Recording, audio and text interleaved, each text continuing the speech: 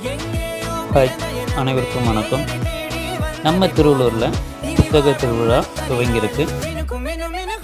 Book fair 2025 March 7ஆம் தேதி முதல் மார்ச் 17ஆம் தேதி வரை தொடர்ந்து 10 நாட்களுமே தொடர்ந்து அனைத்து நாட்களிலுமே புக் ஃபேர்ன்றது தொடர்ந்து நடைபெறும்.